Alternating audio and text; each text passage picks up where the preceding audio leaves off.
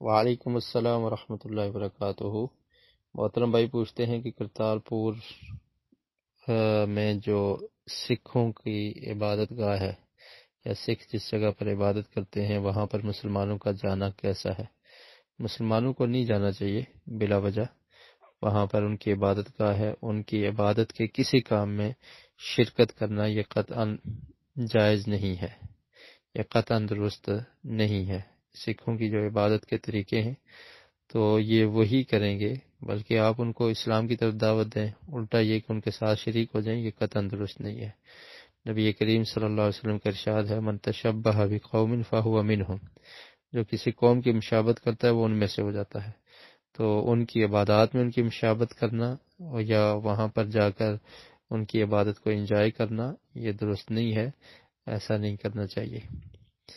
اور دوسری بات آپ نے کی کہ غیر مسلم کا مسجد میں آنا، تو غیر مسلم اگر مسجد میں آتا ہے اسلام کے بارے میں جاننے کے لیے اور اسلام کے شعائر کو دیکھنے کے لیے، اور اس کے دل میں یہ تمنا ہے اور یہ کوشش ہو کہ ممکن ہے وہ اسلام کو قبول کر لے، تو پھر وہ مسجد کا وزٹ کر سکتا ہے۔ جس طرح آپ دیکھ لیجئے نبی کریم صلی اللہ علیہ وسلم کے دور میں ثمامہ بن اسال کو مسجد کے ستون کے ساتھ باندھ دیا گیا تھا، اور پھر انہوں نے مسلمانوں کی حرکات کو دیکھا، ان کی عبادت کو دیکھا، نقل و حرکت کو دیکھا، اور انہوں نے اسلام کو قبول کر لیا۔ تو اس لیے اچھا مقصد ہو تو وہ مسجد میں آ سکتے ہیں تاکہ اسلام کو پہچانیں، اسلام کے بارے میں جانیں، تو اس طرح آنے میں کوئی حرج نہیں ہے۔